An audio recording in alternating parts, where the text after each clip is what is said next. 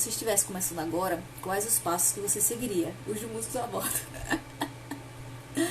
Mas, gente, é porque esse trabalho que eu faço aqui no Músicos a Bordo é do zero mesmo. Não sei se vocês já baixaram o e-book lá. O e-book tem tudo que vocês precisam saber do zero, certo? Não sabe nada dessa vida a bordo? Pega o e-book. Depois do e-book, eu recomendaria que vocês pesquisassem bastante no YouTube, porque há 13 anos atrás, que foi quando eu comecei, não tinha nada sobre músicos em navios de cruzeiros. Nada em lugar nenhum na internet.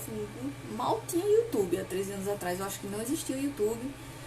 E era tudo muito escasso. Então, hoje em dia, aproveitem, gente. Tem, assim, se bota no YouTube, se bota Cruise Ship Musician, em inglês, aparece trocentos ali, tá? Aparece audição, aparece como é que eles tocam, como é que eles estão tocando, a galera se filmando dentro do navio, os passageiros interagindo, o que que tá valendo, o que é legal, o que não é. Bicho, tem de tudo hoje. Mas se você quiser se aprofundar, tem o treinamento Músicos a Bordo também, tá? Tem como saber, antes da entrevista, mais ou menos, qual tipo de pergunta eles irão fazer? Para quem não fala inglês fluente, é possível estudar direcionado para a entrevista? Eu acho perigoso. Saber mais ou menos na entrevista o que eles vão perguntar. Eles vão perguntar coisas que você não vai poder responder sim ou não, ou tipo, eles vão perguntar coisas mais para saber como é que tá o seu inglês. Essa é a pegadinha, esse é o pulo do gato. Porque o cara não vai ligar pra você: oi, Robertinho, tudo bem? Aqui é fulano de tal, da agência tal. E aí, o que ele vai perguntar? Ele vai dizer assim, pelo menos pra mim foi assim, e pras pessoas que eu conversei foi assim: me conta aí um pouco sobre como que é a sua vida musical na sua cidade. Você vai ter que desenvolver isso aí. Você vai ter que saber desenvolver essa informação para que ele compreenda. Porque se ele conseguir compreender o seu inglês, tá tudo certo. Você já tá tranquila para embarcar, sabe? Às vezes eles pedem para você fazer o Marlin's Test, que é um teste no computador que você faz, responde umas perguntinhas lá, mas não tem nada de fala. Então, às vezes, o cara da agência, né, o recrutador, ele vai querer ouvir você falar. Por quê? No navio, às vezes, tem as simulações de emergência. Às vezes não, sempre tem. E nessas simulações você pode ser uma pessoa que esteja encarregada de comunicar alguma coisa a alguém. Essa comunicação tem que ser clara, certo? Porque estamos numa simulação de emergência. É a mesma coisa que a galera que faz nos aviões, por exemplo, né? Aquela galera que diz: as saídas de emergência estão aqui, não sei o que, isso aqui. A gente faz isso num nível navio de cruzeiro. Agora imagine o tamanho, né, da simulação de emergência. É gigantesco. E às vezes você é uma pessoa que está ali, que você vai ser recrutada, né? Sua função no drill, né, no exercício de salvamento, vai ser tipo, ficar de olho na sua estação para ver se você não vê uma criança que está totalmente perdida no meio do caos. E eles vão fazer essa simulação com você lá dentro, certo? Então, chega uma criança perto de você e você tem que pegar a criança pela mão, perguntar o nome da criança, saber se a criança sabe falar, sabe dizer qual é o nome da cabine dela. Se ela não souber, você vai ter que pegar o telefone. Isso tudo eles vão ensinar lá, certo? Nos trainings que você vai ter. Você vai ter que pegar o telefone e você vai ter que ligar para a recepção e dizer: eu tenho uma criança aqui que tá assim, assim, assim, ela tem um capuz, ela é loirinha. Ela vai ter que descrever a criança, e a criança, tipo, é desse jeito, e o que eu faço com essa criança? Aí o pessoal da recepção vai falar para você o que você tem que fazer. Enfim, é ser entendido. Qual o nível de inglês? Muita gente diz assim, me pergunta, né? Qual o nível de inglês requerido para um navio de cruzeiros? O nível de inglês é você conseguir ser compreendido numa ligação de telefone. Esse é o nível que você precisa, certo? Então, o inglês falado é muito importante mesmo. obrigatório ter inglês fluente ou não é exigência no geral? Cara, principalmente agora, eu acho que vai ser mais obrigatório do que nunca, sabe? É importante que a gente se entenda lá dentro do navio. Ah, Robertinha, mas o navio faz temporada brasileira, não preciso saber inglês. Não interessa se a temporada é no Brasil. Por quê? Porque o navio vem de fora do Brasil, certo? Isso significa que todos os oficiais e a maioria dos tripulantes dentro de um navio que já vem para o Brasil são de fora do Brasil. Ou seja, como é que você vai se comunicar com essa galera? Com o inglês. Não tem outra saída. O inglês, como eu já falei, é a sua porta para o mundo. Você vai ter que aprender inglês para você poder trabalhar em navios de cruzeiros. É muito importante isso, gente, porque tem muita gente que reluta em aprender inglês e quer embarcar de qualquer jeito sem saber o inglês. Eu acho muito complicado, certo? Você pode até conseguir, como já vi várias pessoas falando inglês de índio, né? Nos navios de cruzeiros, lá dentro, trabalhando há muitos anos, tipo, mais anos que eu, às vezes, entre 12 anos, 13 anos, 14, sei lá. E o cara tá lá, firme e forte, mas ele não consegue aprender inglês, mas ele tá lá. Mas isso foi porque esse cara, ele entrou há 12 anos atrás. Ele conseguiu burlar o sistema aí de saber falar inglês. E quando você tem bagagem de navio de cruzeiros, experiência, aí fica bem mais fácil você entrar. Meu parceiro musical não fala nada de inglês. Será que somente eu falando em dupla adianta? Não adianta. Por quê? Nesses treinamentos de simulação de emergência, cada um vai para um canto. Por exemplo, você pode ser designada a ficar na escada, ser stairway guide. Você vai ficar na escada só dirigindo os passageiros numa simulação de emergência. Os passageiros todos vão ter que vir para este lado, nessa direção, e você vai ser responsável por isso. Não pode deixar nenhum passageiro vir para cá, numa situação de pânico, certo? Ele pode ser designado a ficar com essa tal dessa criancinha aí que eu falei agora. Então, é muito complicado embarcar sem saber inglês. Você pode, inclusive, ser demitido na primeira semana. Se você, por um acaso, der a sorte de chegar lá e tal, tô aqui e tal, no navio, que massa e tal, vamos fazer o primeiro treinamento, que é no primeiro dia. Aí você vai lá, faz o primeiro treinamento, faz o segundo, se dá mal, o safety officer dá uma chamada de você, mas pô, você não sabe inglês, como é que você tá aqui? Dá a primeira chamada, dá a segunda chamada, dá a terceira chamada, você não sabe inglês, você vai embora. São três warnings e não interessa se às vezes vai embora o duo, entendeu? Não é só a pessoa não, às vezes vai embora as duas pessoas. Então, o que eu recomendo é que vocês dois estudem inglês nesse nível de, mesmo se for inglês de índio, tá, gente? Seja compreendido num telefonema, tá? Mesmo sem saber muito preposição, muitas essas coisas assim, mais detalhes, mas que você seja compreendido num telefonema. E aí, quando o cara for recrutar vocês, né, o agente, ele pode ligar para você e pode pedir uma ligação, pode ser telefone, pode ser via Skype, para ele olhar para vocês, né?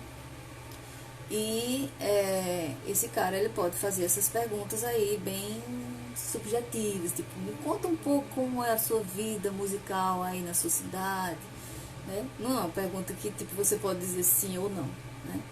Então é mais ou menos assim. Para vocalista solo tem que ser somente para party band. Para vocalista solo, você pode também, se for o seu estilo, aplicar para o teatro, né? Você pode ser vocalista de teatro também. Eu acho que é uma experiência bem legal. Eu já fui vocalista de teatro, por incrível que pareça. Porque meus primeiros contratos, quando eu fazia aqui no Brasil, a empresa contratou a minha banda, né? Primeira vez que eu fui para os navios de cruzeiros foi com uma banda. E aí eu era vocalista da banda. A banda tocava comigo, né? Nos lounges, E quando era de noite, né, nas apresentações de teatro, eu fazia parte do show de teatro. Eu sou a vocalista da banda. Então eu trabalhava muito mais, eu ganhava a mesma merda. Mas, enfim, foi uma experiência enriquecedora demais fazer teatro. Porque foi assim, um negócio que eu nunca tinha feito. Eu era um bicho do mato, imagina aí. Eu acabo de botar uma peruca curtinha, toda maquiada, com salto alto, vestido mega curto. A galera dizia assim, vai, canta. E eu não sabia nem o que fazer da vida. É as coisas que a gente vive a bordo, né, gente? É as loucuras que a gente faz, né? Mas eu fui e foi massa. Morei na Itália 2 vezes, toquei em hotéis, sou fluente, tenho o repertório deles, também em inglês, francês e espanhol. Me encaixaria na costa.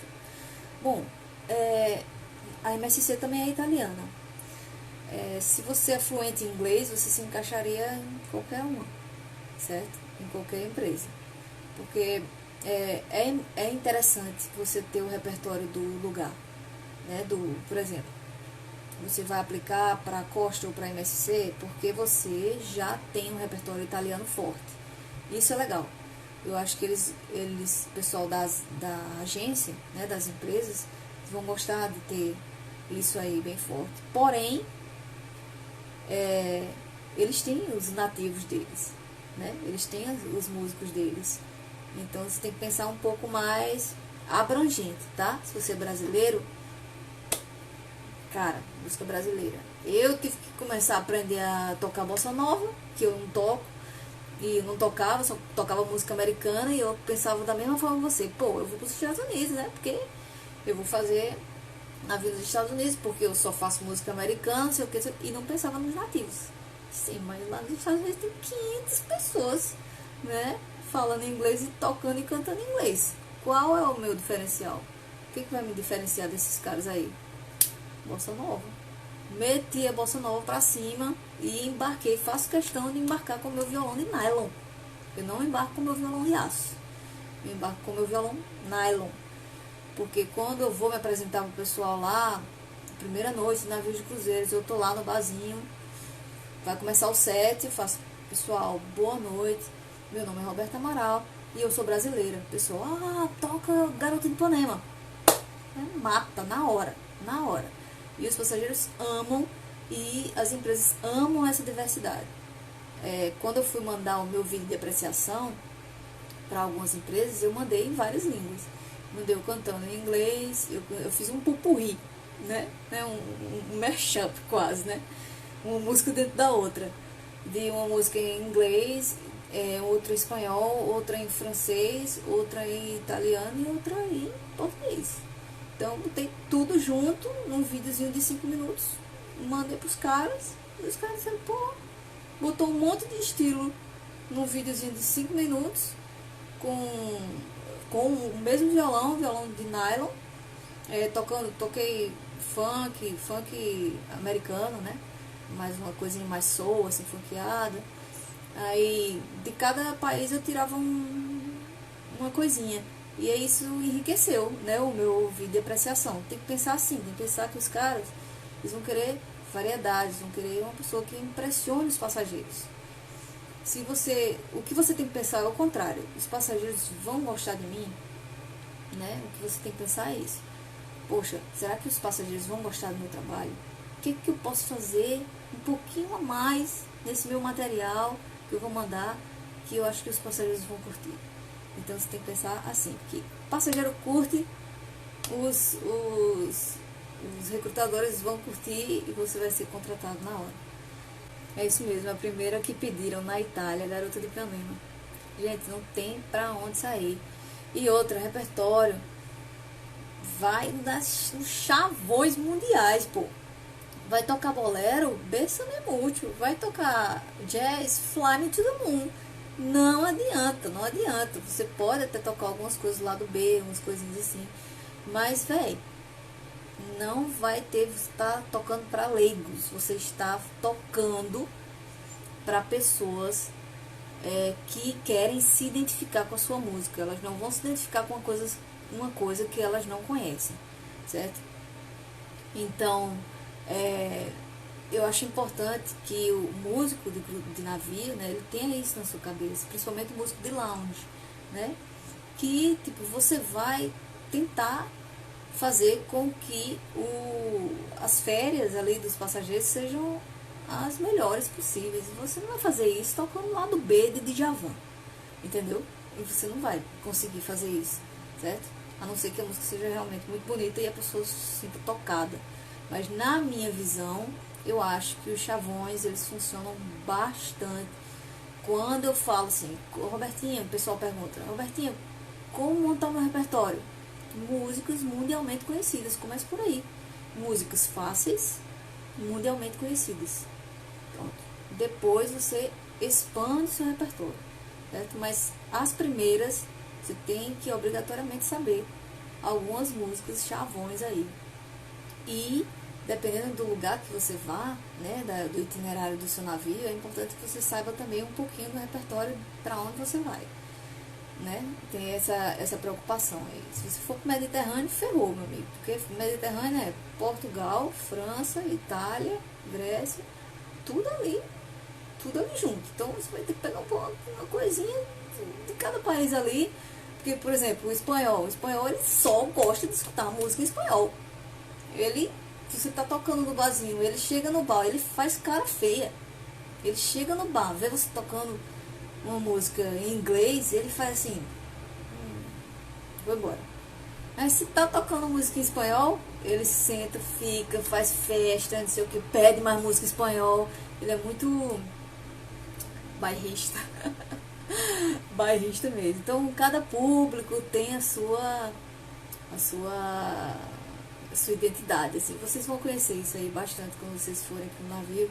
Vocês vão começar a conhecer